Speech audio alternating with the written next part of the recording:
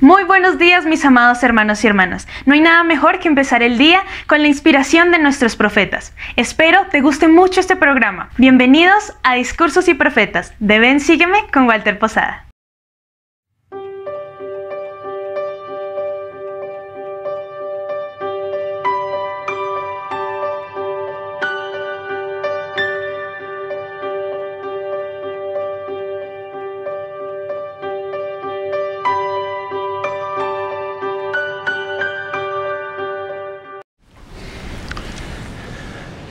El 26 de julio de 1847, siendo el tercer día en el valle, el segundo habiendo sido domingo, Brigham Young, con miembros de los 12 y algunos otros, ascendieron a una cima que está a 2,5 kilómetros de distancia de donde estoy en estos momentos, la que consideraron un buen lugar para alzar un estandarte a las naciones. Heber C. Kimball llevaba puesto un pañuelo amarillo que ataron al bastón de William Richards y lo ondearon en alto como un estandarte a las naciones. Brigham Young llamó a ese lugar la cima del estandarte. Después descendieron a donde estaban sus desgastados carromatos, a las escasas pertenencias que habían transportado más de 3,000 kilómetros, y a los fatigados viajeros. No eran sus posesiones lo que les dio fuerza, sino lo que ellos sabían. Sabían que eran apóstoles del Señor Jesucristo. Sabían que habían recibido el sacerdocio por conducto de mensajeros angelicales. Sabían que poseían los mandamientos y los convenios que brindaban la oportunidad de la salvación y la exaltación eterna para toda la humanidad. Tenían la seguridad de que llevaban con ellos la inspiración del Espíritu Santo. Pronto se ocuparon en arar huertos y construir refugios contra el invierno que estaba a las puertas. Se prepararon para recibir a los que aún estaban en las llanuras y que llegarían a ese nuevo lugar de recogimiento. Una revelación escrita 9 años atrás se dirigía a ellos. De cierto os digo a todos, levantad y brillad, para que vuestra luz sea un estandarte a las naciones, a fin de que el recogimiento en la tierra de Sión y sus estacas sea para defensa y para refugio contra la tempestad y contra la ira, cuando sea derramada sin mezcla sobre toda la tierra. Ellos debían ser la luz, la norma. La norma, establecida mediante la revelación, se encuentra en las Escrituras, a través de las doctrinas del Evangelio de Jesucristo.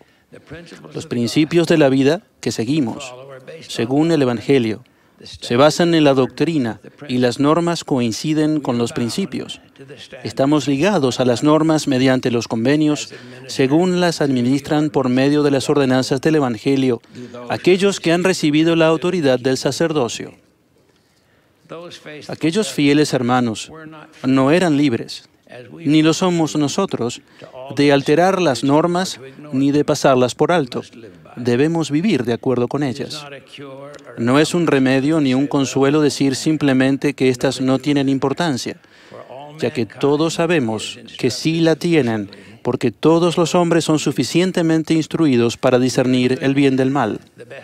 Si hacemos todo lo que esté a nuestro alcance, no debemos desalentarnos.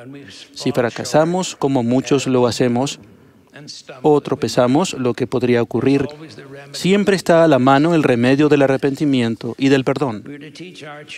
A fin de evitar toda clase de inmoralidad, debemos enseñar a nuestros hijos la norma de la moralidad. Los maravillosos poderes que llevan en el interior de su cuerpo terrenal se deben utilizar solo entre el hombre y la mujer legítimamente casados, como esposo y esposa. Debemos ser totalmente fieles en el matrimonio. Debemos guardar la ley de diezmo. En la iglesia llevamos a cabo nuestras responsabilidades. Cada semana nos reunimos en la reunión sacramental para renovar los convenios y ganarnos las promesas de esas sencillas y sagradas oraciones del pan y del agua. Debemos honrar el sacerdocio y ser obedientes a los convenios y a las ordenanzas. Aquellos hermanos de la cima del estandarte sabían que debían vivir de manera sencilla y retener la imagen de Cristo en sus rostros. Comprendían que las estacas habían de ser una defensa y un refugio, pero en esa época no había ni una estaca en la tierra. Sabían que su misión era establecer estacas de Sión en cada nación de la tierra. Tal vez se preguntaron, ¿qué clase de ira o tempestad se podría derramar por la que no hubiesen pasado ya? Habían soportado despiadada oposición, violencia, terrorismo. Sus hogares habían sido incendiados y se les había despojado de sus posesiones, despojado. Una y otra vez fueron expulsados de sus hogares y en aquel entonces ellos sabían, tal como lo sabemos ahora, que no habría fin a la oposición. La naturaleza de dicha oposición cambia, pero nunca termina. No habría fin a la clase de desafíos que enfrentarían los primeros santos. Los nuevos desafíos serían diferentes, pero ciertamente no serían menores que aquellos por los que habían pasado. Hoy día, el número de estacas de Sion asciende a miles, y las hay por todo el mundo. El número de miembros asciende a millones, y sigue aumentando. Ninguno de estos se puede detener, porque es la obra del Señor. Actualmente los miembros viven en 169 países y hablan más de 200 idiomas. Algunos miembros viven calladamente con temor de lo que nos espera a nosotros y a nuestros hijos en un mundo en el cual la moral y la espiritualidad se oscurecen cada vez más. Si nos congregamos en la iglesia, si vivimos los sencillos principios del Evangelio, si vivimos vidas castas, si guardamos la palabra de sabiduría, si cumplimos con nuestros deberes en el sacerdocio y de otra índole, entonces no tenemos por qué vivir con temor. La palabra de sabiduría es la clave, tanto para la salud física como para la revelación. Eviten el té, el café, el licor, el tabaco y los narcóticos. Podemos vivir donde deseemos, hacer lo que esté a nuestro alcance para ganarnos la vida, ya sea que ésta sea modesta o generosa. Somos libres de hacer lo que nos plazca con nuestra vida, confiando en la aprobación e incluso en la intervención del Todopoderoso, seguros de tener una guía espiritual constante. Cada estaca es una defensa, un refugio y un estandarte. Una estaca dispone de todo lo necesario para la salvación y la exaltación de las personas que estén dentro de su influencia, y los templos están cada vez más cerca. No ha habido fin a la oposición. Ha habido malas interpretaciones y tergiversaciones tanto de nosotros como de nuestra historia. Algunas de ellas malintencionadas y ciertamente contrarias a las enseñanzas de Jesucristo y su Evangelio. A veces, incluso los clérigos o algunas organizaciones religiosas se oponen a nosotros. Hacen lo que nosotros nunca haríamos. Nosotros no atacamos, ni criticamos, ni nos oponemos a los demás como lo hacen con nosotros. Incluso hoy día hay historias ridículas que se han transmitido y repetido tantas veces que se llegan a creer. Una de ellas es que los mormones tienen cuernos. Hace años, me encontraba en un simposio en una universidad de Oregón. Estaban presentes un obispo católico, un rabí, un ministro episcopaliano, un ministro evangelista, un clérigo unitario y yo. El presidente de la institución, el Dr. Bennett, fue el anfitrión de un desayuno. Uno de ellos me preguntó a cuál esposa había llevado. Les dije que solo tenía una para elegir. Por un segundo pensé que se me había escogido para ridiculizarme solo a mí. Entonces alguien le preguntó al obispo católico si a él lo acompañaba su esposa. La siguiente pregunta que me hicieron fue: ¿es cierto que los mormones tienen cuernos? Sonreí y dije: me peino de manera que no se vean. El Dr. Bennett, que estaba totalmente calvo, puso las dos manos en la cabeza y dijo: entonces yo nunca podría ser mormón. Lo más raro de todo es que las personas supuestamente inteligentes afirman que no somos cristianos, lo cual demuestra que saben muy poco o nada en cuanto a nosotros. Hay un principio cierto que dice que no puedes elevarte a ti mismo degradando a los demás. Algunos piensan que nuestras elevadas normas impedirán el progreso. Es justamente lo contrario. Las normas elevadas son como un imán, y todos somos hijos de Dios, atraídos a la verdad y a lo bueno. Hacemos frente al desafío de criar familias en el mundo en nubes de iniquidad cada vez más tenebrosas. Algunos de nuestros miembros están preocupados y a veces se preguntan: ¿hay algún otro pueblo, estado o país donde haya seguridad, donde se pueda encontrar refugio? La respuesta es, por lo general, que no. La defensa y el refugio se encuentran donde viven nuestros miembros hoy día. En el libro de Mormón se profetiza: sí, y entonces empezará la obra, y el Padre preparará la vía entre todas las naciones, por la cual su pueblo pueda volver a la tierra de su herencia. Aquellos que salen del mundo para entrar en la iglesia, que guardan los mandamientos, honran el sacerdocio y son activos en la iglesia, han encontrado ese refugio.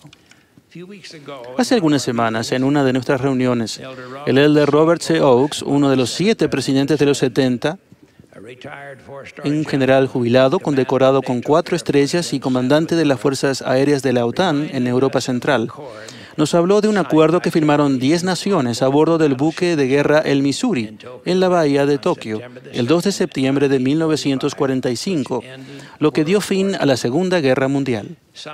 En ese momento, algunos de nosotros nos encontrábamos en Asia. El general Oakes, dijo: no puedo imaginar una situación hoy día en la que se pudiese llevar a cabo una reunión de esa índole, o se pudiese firmar un acuerdo para terminar la guerra contra el terrorismo y la iniquidad en la que nos vemos envueltos. No es esa clase de guerra. No debemos temer, incluso en un mundo donde las hostilidades nunca acabarán. La guerra de la oposición que se profetizó en las revelaciones continúa en la actualidad. Debemos ser felices y positivos. No debemos temer, ya que el temor es lo contrario de la fe. Sabemos que la actividad en la iglesia se centra en la familia. Donde quiera que se hallen los miembros en el mundo, deben establecer una familia donde a los hijos se les acoja y atesore como herencia de Jehová. Una digna familia, santo de los últimos días, es un estandarte y una norma para el mundo. No solo debemos mantener las más elevadas normas, sino que cada uno de nosotros debe ser un estandarte, una defensa, un refugio. Debemos dejar que alumbre nuestra luz delante de los hombres para que vean nuestras buenas obras y glorifiquen a nuestro Padre que está en los cielos. Todas las luchas y los esfuerzos de las generaciones pasadas han traído la plenitud del Evangelio de Jesucristo a nuestros días, la autoridad para ministrar y los medios necesarios para lograr el ministerio. Todo ello se une en esta dispensación del cumplimiento de los tiempos, en la cual se llevará a cabo la consumación de todas las cosas y la tierra se preparará para la venida del Señor. Todos somos parte de esta obra, tal como lo fueron aquellos hombres que desataron aquel pañuelo amarillo del bastón de William Richards y descendieron de la cima del estandarte. Aquel pañuelo que ondeaba en lo alto marcó el gran recogimiento que se había profetizado, tanto en las escrituras antiguas como en las modernas. Nos referimos a la iglesia como nuestro refugio, nuestra defensa.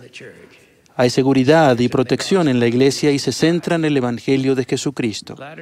Los santos aprendieron a recurrir a sí mismos para ver el poder redentor del Salvador de toda la humanidad. Los principios del Evangelio que se enseñan en la iglesia y que se aprenden de las Escrituras se convierten en una guía para cada uno de nosotros en forma individual y para nuestras familias. Sabemos que los hogares que establezcamos y los de nuestros descendientes serán el refugio del que se habla en las revelaciones, la luz, la norma, el estandarte a las naciones y el refugio contra las tempestades. El estandarte al que todos debemos acercarnos es Jesucristo, el Hijo de Dios, el unigénito del Padre, cuya iglesia esta es, cuyo nombre portamos y cuya autoridad llevamos. Miramos hacia adelante con fe. Hemos visto muchos acontecimientos en nuestra vida y están por ocurrir muchos más que pondrán a prueba nuestro valor y aumentarán nuestra fe. Debemos gozarnos y alegrarnos porque nuestro galardón será grande en los cielos. No tenemos por qué disculparnos por la iglesia ni por nuestra historia. No nos avergoncemos del Evangelio de Jesucristo, porque es poder de Dios para salvación a todo aquel que cree. Estén bien dispuestos a defender la historia de la Iglesia. Haremos frente a los desafíos porque no podemos evitarlos y enseñaremos el Evangelio de Jesucristo y enseñaremos de Él como nuestro Salvador y nuestro refugio, nuestro Redentor. Si un gastado pañuelo amarillo fue lo suficientemente bueno para ser un estandarte del mundo, entonces los hombres comunes que poseen el sacerdocio y las mujeres y los niños comunes de familias comunes, que viven el Evangelio de la mejor manera que les es posible en todo el mundo, pueden resplandecer como un estandarte, una defensa y un refugio contra lo que se derrame sobre la tierra. Y hablamos de Cristo. Nos regocijamos en Cristo, predicamos de Cristo, profetizamos de Cristo y escribimos según nuestras profecías para que nuestros hijos sepan a qué fuente han de acudir para la remisión de sus pecados. Esta iglesia prosperará, prevalecerá. De ello estoy absolutamente seguro. Doy este testimonio en el nombre de Jesucristo. Amén. Espera, no te vayas todavía. Recuerda que tenemos muchos contenidos para ti. Elige el que más te gusta, aquí en Ven, Sígueme con Walter Posada.